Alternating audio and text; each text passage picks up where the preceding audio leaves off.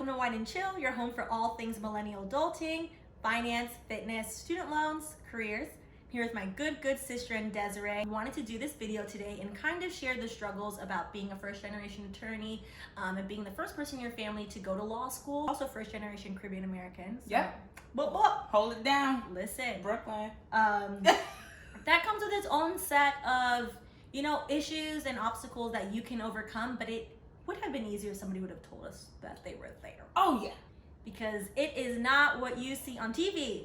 It is not, what is that show called? How to Get Away with Murder. It's not like that. It's not like that. I was depressed about it. It's not. So Desiree and I met in law school. I transferred my 2L year, so after 1L, from school in New Orleans here to New York because I wanted to practice in New York, and Desiree was my first friend.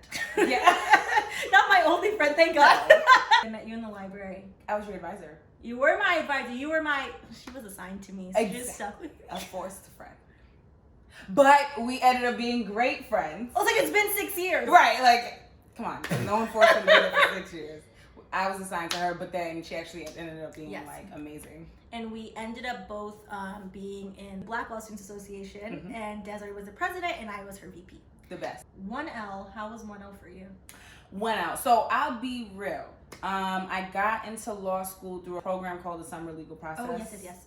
SLP. SLP, baby. Shout out to all my people. That program basically picked students who may not necessarily be slated for academic success. Doesn't mean that we had any indicators, but it was very diverse people, disabled people, Black, all diverse in racial background, gender. Like non-traditional law students. Non-traditional law students. Should have just had her say.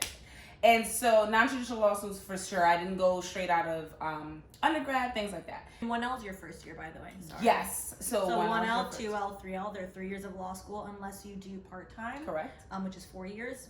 Generally. 90% of people do the regular 3-year path. Yeah. So yeah. When you read those books and those articles, that's what that means. That's what that means. Also, I wouldn't necessarily recommend doing part-time unless you have to, because part-time is taking basically a full-time loan minus one class.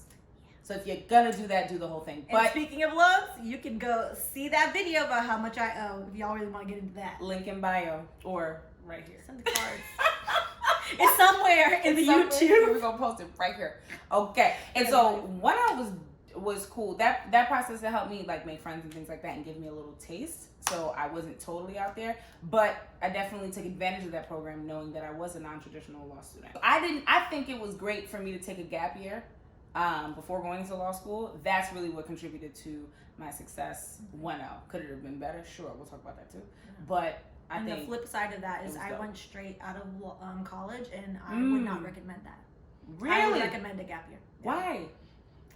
Because when you go straight out of college, there are like a couple reasons, but you haven't experienced the real world. And then law school is much more intense than college. Of course. We can talk about Socratic method. Do we have to? Just kidding. Girl. Bring it on, baby. And I'm ready.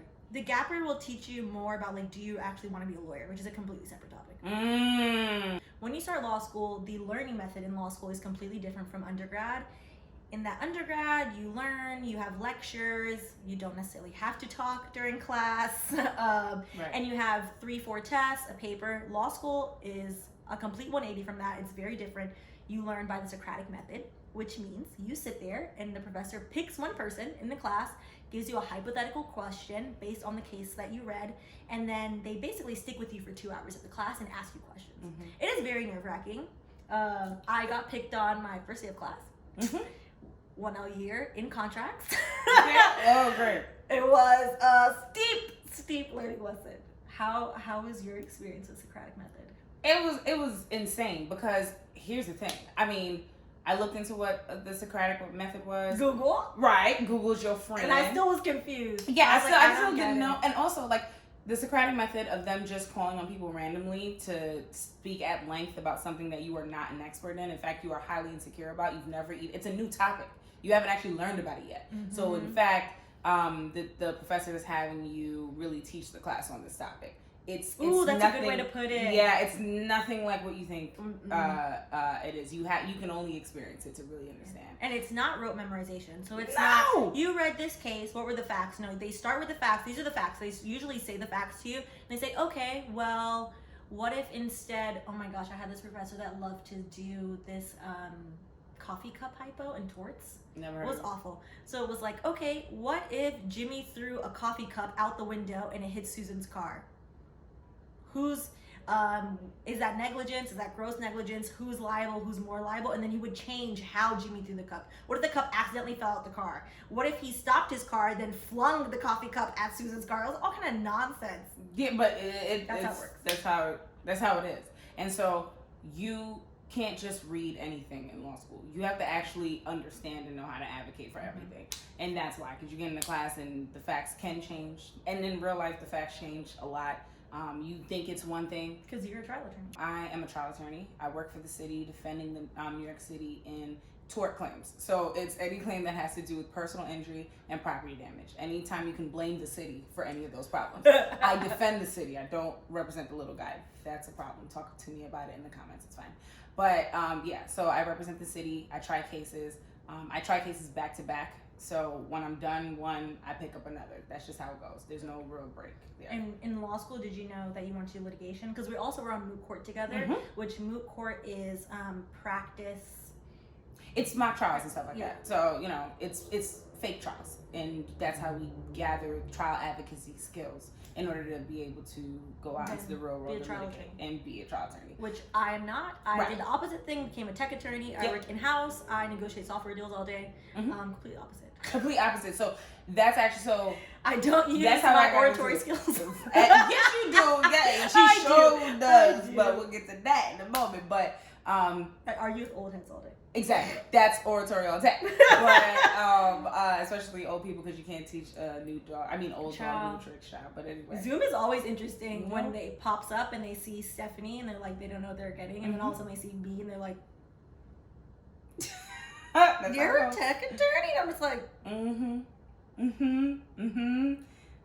Sir, has that happened to you when you're at trial?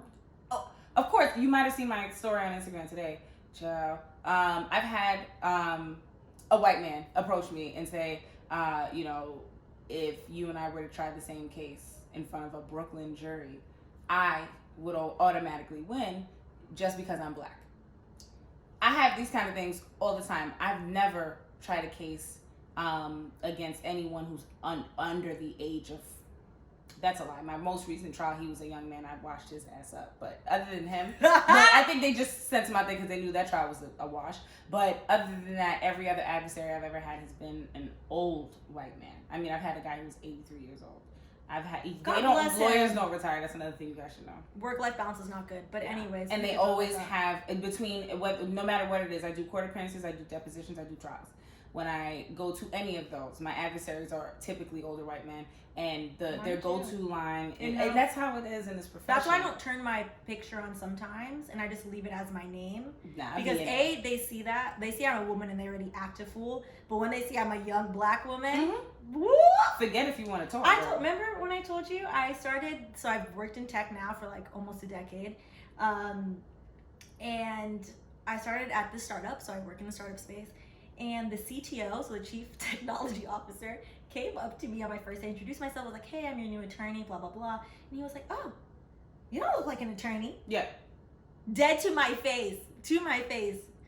When I tell you, there were like 4 engineers behind him, all of their faces were red, and they're like, "We're so sorry, he says inappropriate things." And I was like, yeah, and that's so funny. That's indicative, right? That's indicative of nothing. I don't work there anymore. He says inappropriate things.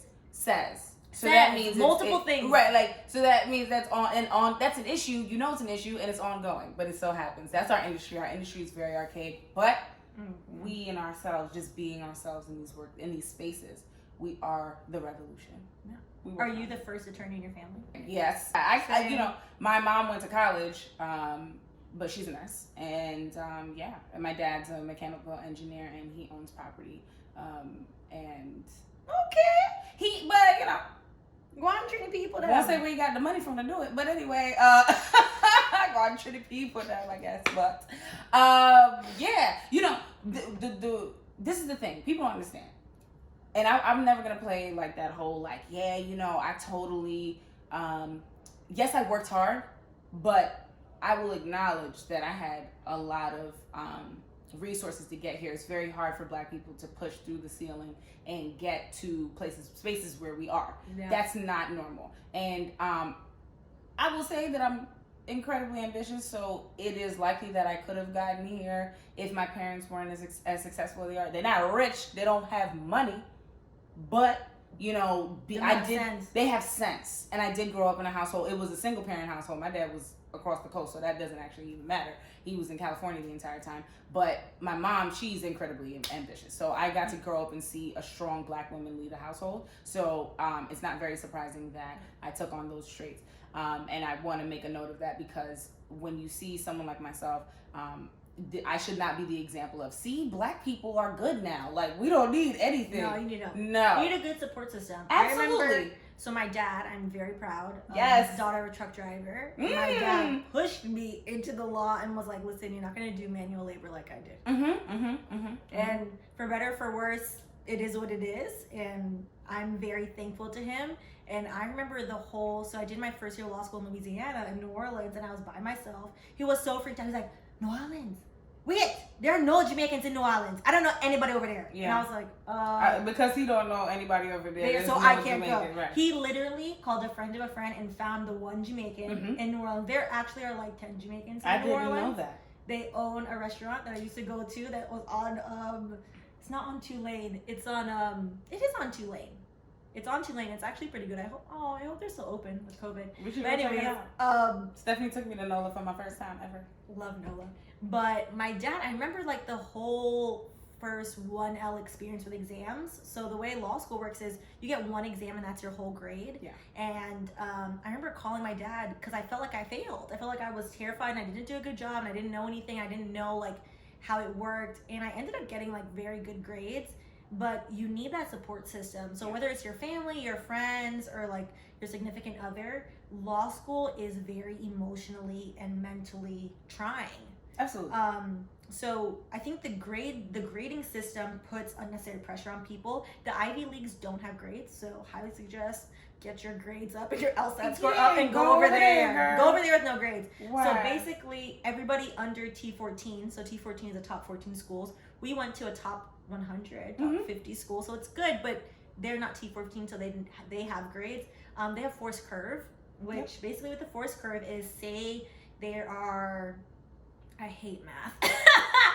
Say there are 100 of us in the class and we all get a 90 to 100 as our grade. That's technically everybody got an A. That's not how law school works. Nope.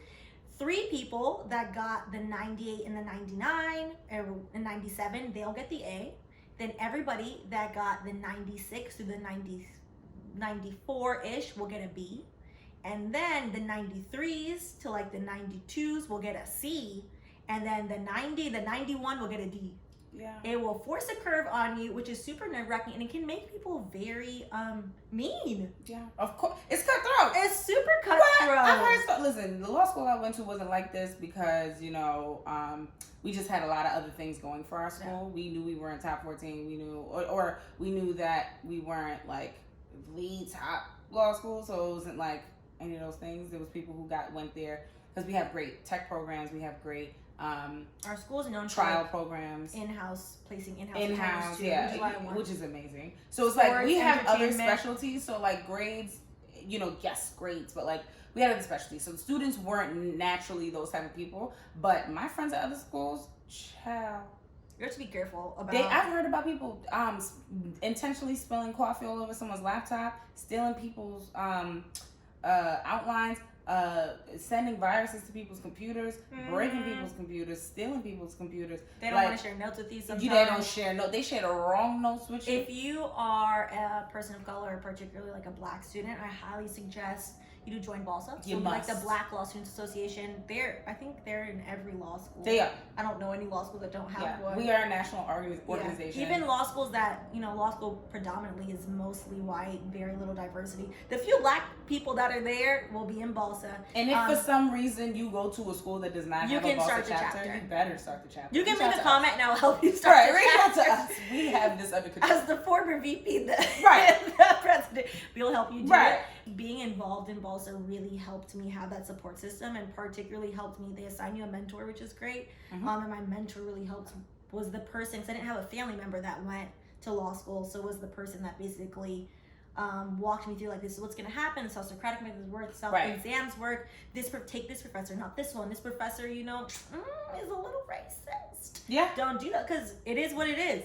You gotta know. It's wrong, but you have to know before you sign up for something and set yourself up for failure. People who came before us, they had to play even tighter games in order to break down those walls. So they passed the baton, we're breaking down more walls. And we just haven't gotten to that space yet where you don't have to worry about things like that. You have to worry about it. Back in our day, when we was in law school, we had to worry about those things, and we took the right courses so we could get the right grades and we could be marketable upon graduation. Yep, because grades are important in law school. They're not everything though, and I think that's something we definitely have to talk about. So yeah. Law school will tell you, if you're not in the top 5% of your class, like, it's a mess. Like, you're gonna be a bum. They don't say it like that, but they're very extra about it. I think I graduated, like, I don't know, the middle of our class. Maybe like 1/3. I think yeah, it was top 1/3. Maybe 1/3. I think we're like in the 1/3, which is good, but not great. But also because of the forced curve, it's very hard to be the top of your class. We're just fine. Yeah. Doing well in our career that we chose, not in a career that we got forced into. I work in tech because I like tech, because tech is lucrative, and because, gosh, shit ton of student loans pay off. Yeah. Let's be honest. I work in public service because I got a shit ton of student loans to pay off, but public service forgiveness. Okay. Hello. That's all. And and trying cases, that's my passion, and I'm already doing it. So. And the reason why I think we both got here is actually like very similar and very interesting. Is that okay? Our grades, A's and B's, that's great. If you're in the top 5% of your class, means you have straight A's, varying levels of A's, A+, A minus. That's very hard to do. You can do it, but if you don't be beside yourself like, oh my god, I spent all this money, I can't get a job. You can still get a job. The key, in my opinion, is internships. Absolutely. Is completely internships. Experience. Let's broaden it to experience. So, any experience, because a lot of internships, for example, we have a tech clinic at our law school, but it's very selective, and you can't just pull up into that tech clinic without something. So that's where pro bono projects come from. Pro bono. I didn't get into that clinic, which is ironic because where do I work? Right, exactly. So it's not on these things. People will tell you that things. People will shut the door in your face, and then when you open the door for yourself, career service has literally called me and been like, Stephanie, how have you gotten all these in-house jobs? And I'm like, oh, I stuck with it, and I interned every semester, which you told me not to do. Yeah. So for context, I interned at Bad Boy. Remember my the summer after 1L year, by a miracle. There's no like crazy story about that. I like applied online, and I don't know why I got that interview. I have no idea to this day. My boss was a black woman, and I am super appreciative to her for giving me the chance and letting me prove myself. I think part of the reason why I got the job is I got an A in contracts. I got the second highest score in class, and during the interview, she was like, "We actually want a 2L." I was a 1L. Somebody with contract experience, and I was like, well, I got the second highest score in the class, so I think I can figure it out. Listen, you want something in life, you gotta be ballsy. You gotta be ballsy, and like, what did I have to lose? Nothing. But I got that internship, which then propelled me to get other internships, and then I kind of pivoted to tech, and I interned every semester because at that point I realized like, okay, I don't have top 5% class grades. I have good grades, I have A's and B's, but... And that's an important part. Because career services at that point was trying to push me into public service. I'm going to be course, honest with you. Black and brown students, they're going to push you into public service. If you don't want to work in public service, say no. You don't have to. Don't let them guilt you. If you didn't come to law school to work in public service, that's fine. You can volunteer a job. You can do I volunteer, you can mentor people, you can do other things. If you don't have the aptitude or the want to do public service, that's totally fine. I don't have the want nor the aptitude. That's okay. No big deal. That's no big deal. And I don't want to work in the private sector. At least not right now, child. Maybe in the future. We'll reevaluate in a few years.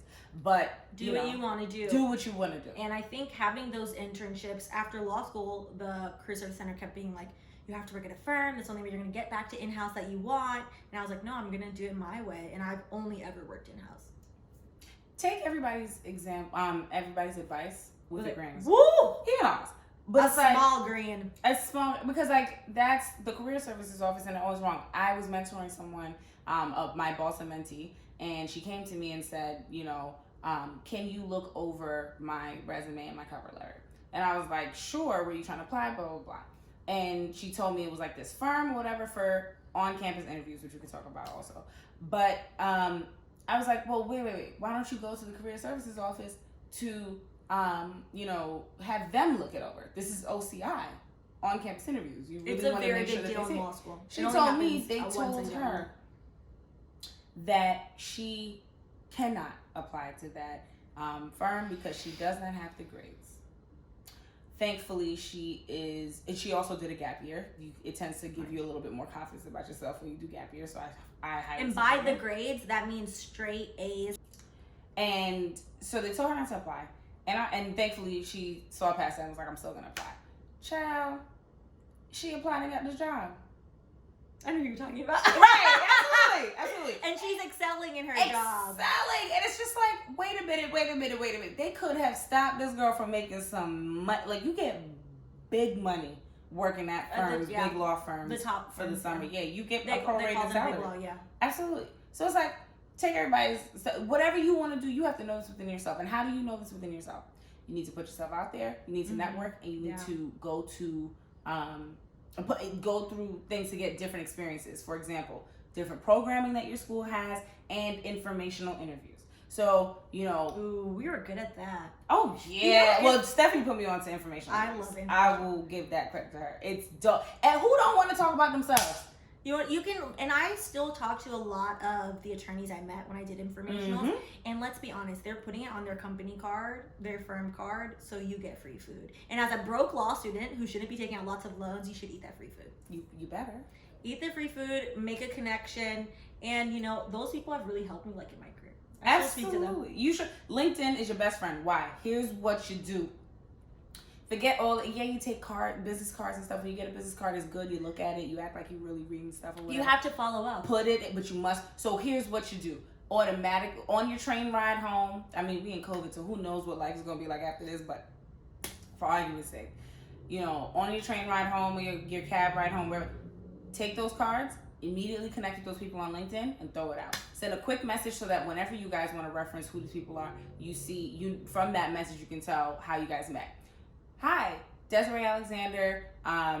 Great meeting you tonight at the Association of Black Women Attorneys. Always say where you met them. Exactly. Association of Black Women Attorneys. Membership mixer. I hope to join the organization one day when I become an attorney or even a student membership. And it was great talking to you about fish sticks. Whatever y'all spoke about, where you guys made a connection and that person felt comfortable giving you their card, reference that. Yep. That's how you stand out. And then you follow up once every 3 months at least. You know what I mean? And as a student, that's your job. Networking is a part of your job. You must. At least. If you bigger than that, once a month. If you can stomach, you really. And now it's on Zoom. This whole first semester will be on, so there's no excuse for it. There's no excuse. That's actually how I got an internship at Rent the Runway. I remember that. Lord Jesus, I worked full-time / interned at Rent the Runway in their legal department while we studied for the bar. That's something. I passed the first time, but it was very exciting. But I don't recommend any of y'all do that. I graduated, didn't have a job. Right. So I was like, I need a job, and the only way that I think this is gonna work is if I keep getting these internships and exposure to people and show that, hey, I work hard, I can do my work, I'm smart, I can go above and beyond. So I met their GC at the time, General Counsel, at the ABWA, Association of Black Women Attorneys dinner, the gala.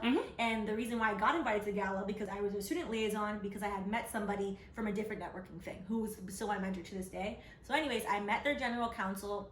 We were at the same table and I talked to her and I was like, oh yeah, I work in tech. I had interned already in tech now at one other previous place. And she was like, okay. She's like, I worked full time while I took the bar. I'm looking for an intern. Just send me an email. I said, all right. I sent her an email the next day, a long email. It's lovely speaking to you. The ABWA Association dinner. I'm very interested in the internship. I attached my resume because I already said, hey, I'm interested. And I got a call maybe a couple of days later to come in for an interview, and she gave me the job. And when I got the job, she was like, I gave you this job, and she's like, I already knew from meeting you that you could do it. She's like, because you have follow through. Yeah. Most people, she was like, you don't know how many people, students, I've given my card to that do not email me. Absolutely. People lose it, or they forget, or they just they don't think that the person will answer them. I've seen my card on the floor, child. I give people my card, I see it on the floor 2 minutes later. People crazy. People just people waste the opportunity. And to be honest, I'm trying to think if I've ever had somebody I've emailed that hasn't emailed me back. Of course. No, you mean people you've reached out to? That I've reached out to? It's never happened. I know there are people that have taken long. where like very long. they're like the SVP at Viacom, and like I had to email them 2-3 times, but they finally answer. But they answer. And now it's interesting. It's these same people I'm now running into, where it's like back in law school, like I used to tag along and like go on informationals with them, and like I check up in with them like twice a year still, even though like I'm post-grad now 4 years. Where when I got my job at WeWork, I used to work at WeWork in their legal department, they reached out to me. Mm-hmm. And were like, Stephanie, you're doing so well, come let's have coffee. And I was like, what? You want to have coffee with me? Thank you so much, Desiree, for joining.